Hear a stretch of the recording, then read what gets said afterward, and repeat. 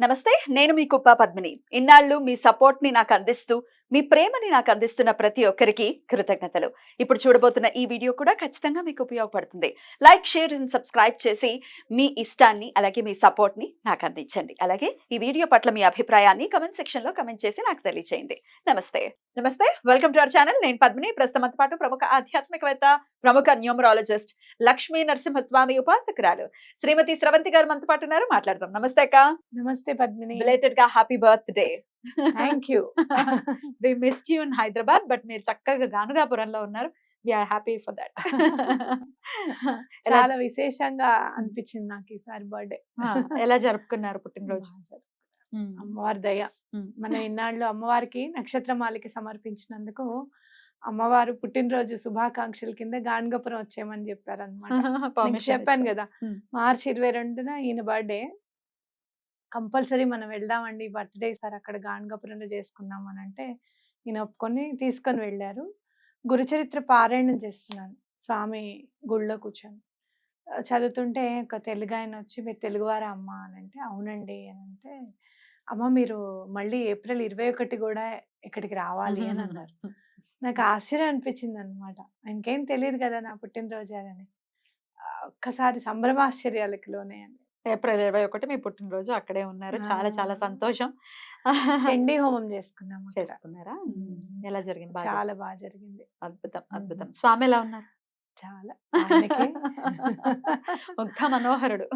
నరసింహ సరస్వతిని అసలు కళ్ళు తిప్పుకోలేము ఆయన చూస్తూ ఉంటే కదా. ఆయనను తిప్పుకోలేము. ఒకటి శ్రీపాద శ్రీవల్లభుల్ని చూస్తే చాలా విపరీతమైన ప్రేమ కనపడుతుంది అనమాట. ఆయన కళ్ళలో అవ్యాజ్యమైన ప్రేమ కనపడుతుంది. అలాగే నృసింహ సరస్వతి స్వామి కళ్ళల్లో కరుణ కనపడుతుంది నాకు. చూసి వెంటనే బాపనార్యుల వారు గుర్తుకొస్తారు.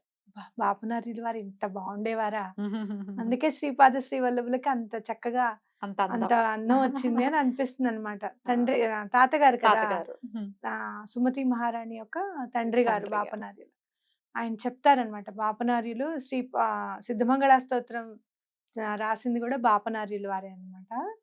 అయితే ఆయన చెప్తారు, శ్రీపాద శ్రీవల్లభులు వారు, నెక్స్ట్ జన్మలో నేను నృసింహ సరస్వతిగా, అంటే తండ్రి పేరు అప్పల రాజ నరసింహ శర్మ కదా, ఆయన పేరు తీసుకుంటాను, నరసింహ పేరు కూడా తీసుకుంటాను, అలాగే తాతగారి రూపంలో ఉంటాను.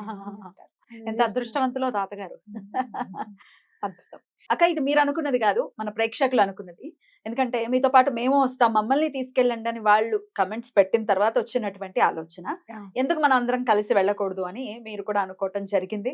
వెళ్దాం కలిసి, ఒకవేళ మీకు వచ్చే ఇంట్రెస్ట్ ఉంటే చెప్పండి అని ఒక వీడియోలో చెప్తే అందరూ చాలా మంది రియాక్ట్ అయ్యారు, మేము వస్తాం వెళ్దాం మన అందరం కలిసి అని. ఇప్పటికి 4వ సారి అడగటం. నన్ను మన వాళ్ళని ఎప్పుడు తీసుకెళ్తారు? తప్పకుండా తీసుకెళ్తాను. ఈసారి తీసుకెళ్దామని డిసైడ్ అయ్యి డేట్ అన్ని చూసుకుని వచ్చేసాను. అమ్మయ్య, చెప్పండి డేట్ కావాలి ఇప్పుడు నాకు. మే 25వ తారీఖు వెళ్దాం. మే 25వ తారీఖు. మే 25 చక్కగా శనివారం అయింది. శనివారం చక్కగా పొద్దున్నే బయలుదేరి వెళ్ళిపోతే మనము మధ్యాహ్నం 11, 12 అక్కడ ఉంటాం. సరే, అక్కడ ఏమన్నా కుదిరితే మనకి భిక్ష చేసుకునే వీలుంటే స్వామివారికి భిక్ష సమర్పించుకోవచ్చు. ఆ టైం దాటి వెళ్ళిపోతే గనక మనం స్వామి దగ్గర ప్రసాదం తినేసేసి సాయంత్రం పూట స్వామి గుళ్ళో తప్పకుండా అర్చన చేసుకుందాం. సాయంత్రం పూట చేస్తారా లేదా అనేది కన్ఫర్మేషన్ లేదు, కానీ సాయంత్రం ఉందాం కంపల్సరీ. పల్లకి సేవ ఉంటుంది సాయంత్రం. పల్లకి సేవ చూసుకొని నెక్స్ట్ ఆదివారం మిగతా పనులన్నీ కూడా మనం చేసుకోవచ్చు అనమాట. అలాగే సంగమం దగ్గర కూడా సాయంత్రం వెళ్ళాలని ఉంటుంది నాకు. శనివారం సాయంత్రం సంగమం దగ్గరికి వెళ్ళాలని నాకు ఎప్పుడు ఉంటుంది. ఎందుకంటే శనివారం గనక రావి చెట్టు, అశ్వత్థ వృక్షం చుట్టూరా గనక మనం తిరిగితే చాలా మంచిది అనమాట. ఎలాంటి కోరికలైనా బాధలైనా కూడా కోరికలు నెరవేరుతాయి, బాధలు తీరిపోతాయి. కాబట్టి ప్లాన్ చేసుకొని ఎప్పుడెప్పుడు ఎక్కడికి వెళ్దాం అనేది ప్లాన్ చేసుకుందాం. కానీ ఒకటి మాత్రం వాస్తవం, గాణగాపురంకి ఏ ప్లాన్ లేకుండా వెళ్తే స్వామిది ఉంటుంది ప్లాన్. ఈ టైం ఇది చేయండి, ఆ టైం అది చేయండి అని అప్పటికప్పుడు మనకి అన్ని వచ్చేస్తాయి అన్నమాట. ఆయన దగ్గర నుంచి ఆర్డర్స్ పాస్ అవుతూ ఉంటాయి. అదే మనం ప్లాన్ ప్రకారంగా చేసుకుంటే ప్లాన్ చేసుకునేవే జరుగుతాయి. వితౌట్ ప్లాన్ వెళ్ళామనుకో, 2 రోజులు ఉంటాం, స్వామి ఏది అనుగ్రహిస్తే అది అని కనుక మనం వెళ్తే స్వామి అసలు నిజంగా ఒడి నింపి పంపిస్తారు. అది మాత్రం వాస్తవం. దానికి ఎన్నో తార్కాణాలు ఉన్నాయి. నెక్స్ట్ ప్లాన్ ఏంటి అని తెలియకుండా మార్చి 22 వెళ్ళడం. అమ్మ మీరు ఏప్రిల్ 21 రండి అని చెప్పి ఆయన అనడం. సరే ఏప్రిల్ 21 వెళ్దాము. మళ్ళీ ఇంకెప్పుడు వెళ్దాం అనే ఆలోచన ఏం లేదు ఇంకా. ఏప్రిల్ 21 వెళ్ళడం, అక్కడ హోమం చేసుకోవడం, స్వామివారి దర్శనం చేసుకోవడం, అలాగే పల్లకి ఉత్సవం చేసుకోవడం. పల్లకి తర్వాత ఆ రోజు దర్శనం చేసుకుందామా లేదా? ఎందుకంటే శుక్రవారం నాడు పల్లకి ఉత్సవం చూసాం. శనివారం పుట్టినరోజు నాడు ఏం చేయాలి, ఇది చేయాలనే ప్లాన్ లేదసలు. స్వామి దర్శనం చేసుకోవడం అంతే. లైన్‌లో నుంచుంటే ఒక ఆయనొచ్చి కొబ్బరికాయ ప్రసాదం ఇచ్చి, అన్నదానానికి మీరేమన్నా ఇస్తారా అనంటే, సరే మన చేతుల్లో ఉన్నదేదో మనం ఇయ్యగలిగింది మనం ఇస్తే, రండి దర్శనం చేసుకుందురని చెప్పి ఆయన దగ్గరుండి దర్శనం చేపిచ్చారనమాట.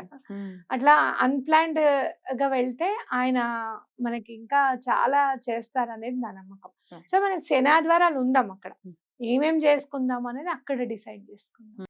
అయితే అక్క, నాకు అర్థమైన విషయం ఏంటంటే, నెలకోసారి ఒకే టైంలో మీరు స్వామి దర్శనం చేసుకుంటున్నారు.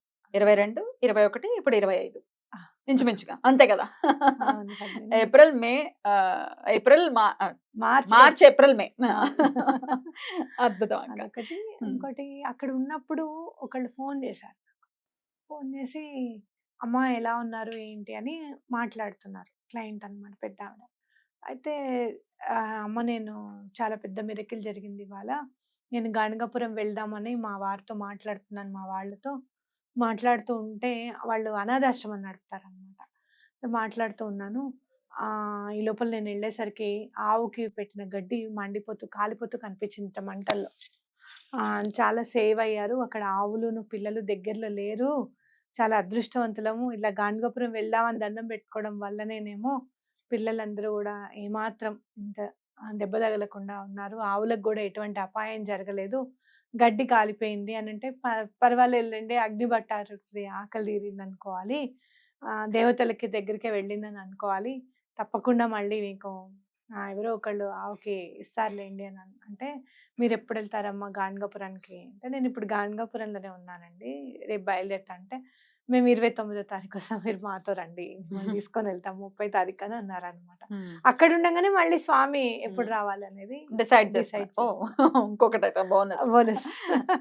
అట్లా అన్నమాట. అద్భుతం. సరే అక్క. అయితే ఈ 25వ తారీఖు అంటే మే 25వ తారీఖు, 26వ తారీఖు గణగాపురంలో ఉంటాం కాబట్టి ఎక్కడెక్కడి నుంచి ఎక్కడ స్టార్ట్ అవుతుంది యాత్ర అనంటే దానికి ఎక్కడ స్టార్ట్ చేస్తాం? మనం ఇక్కడ మన ఆఫీస్ దగ్గర శ్రీనగర్ కాలనీలోనే స్టార్ట్ అయిపోతాము. అమీర్పేట్ దగ్గర మొదలవుతుంది యాత్ర. మొదలైపోతుంది. అక్కడి నుంచి మనం గాణగాపూర్ వెళ్ళిన తర్వాత మన టైం అనుసారం మనం ఏం చేసుకోగలిగితే అది చేసుకొని మళ్ళీ కల్లేశ్వర్ కూడా చూడాలన్నమాట. ఎందుకంటే గాణగాపురం యాత్ర సంపూర్ణం అవ్వాలి అంటే గనక సంగమంలో స్నానము, దర్శనము, అలాగే స్వామివారి నిర్గుణ మఠము అని అంటారు స్వామివారి గుడిని. మఠంలో స్వామివారిని దర్శించుకోవడము, పల్లకీ సేవ చేసుకోవడము, అలాగే కల్లేశ్వరుని కూడా దర్శించుకోవడం అన్నమాట. ఈ 3 మనం చేసుకొని శనివారం పొద్దున్న ఇక్కడి నుంచి బయలుదేరుతాము.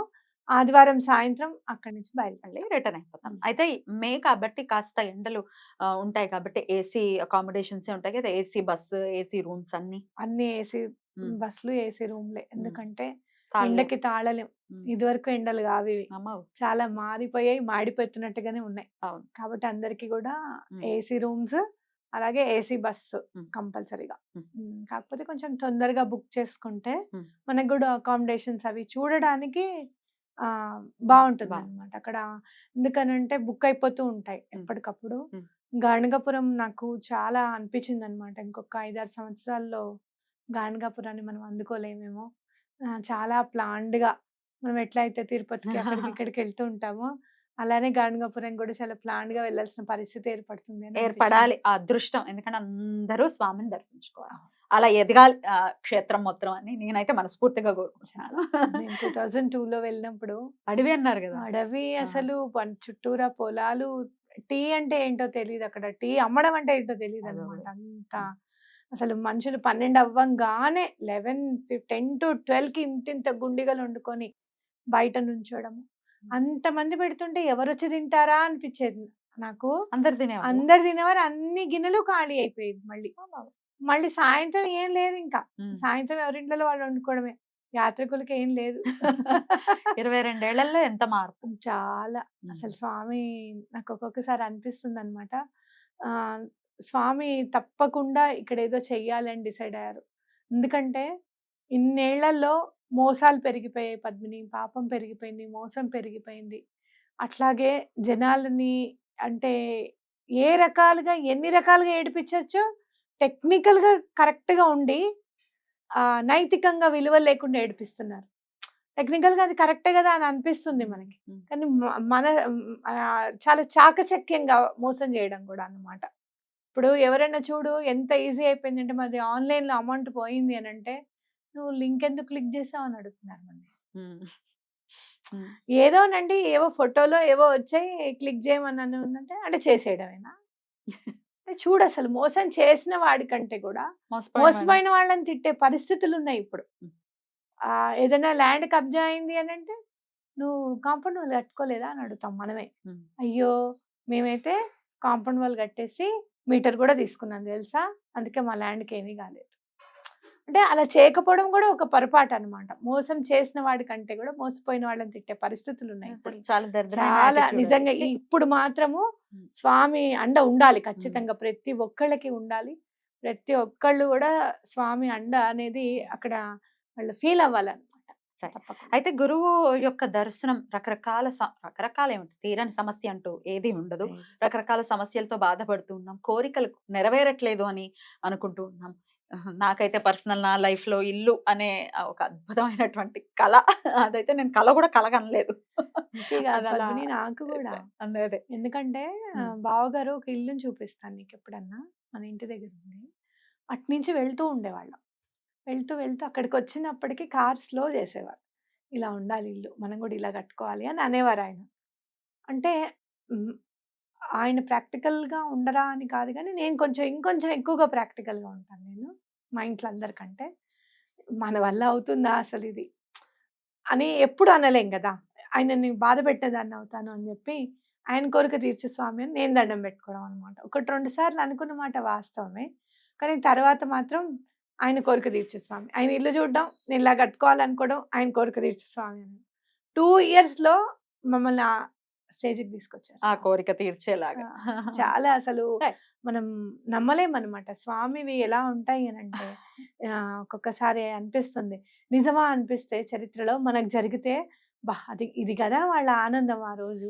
స్వామి అన్నం తినడానికని వెళ్తే ఆహ్, ఆకులును కాయలుంటాయన్నమాట. ఆ పాదులోంచి కాయలు తీసేసి వండి ఇచ్చే పరిస్థితుల్లో ఉంటారు ఆ ఇంటి వాళ్ళు. నిజంగా అవి గదా మనం అనుకున్నది. అవి ఆయనేం జేస్తారంటే పాపం తినేసిన తర్వాత ఆ పాదుని పీకేసి వెళ్ళిపోతారు. ఆ ఇల్లాలికి బాధనిపిస్తుంది.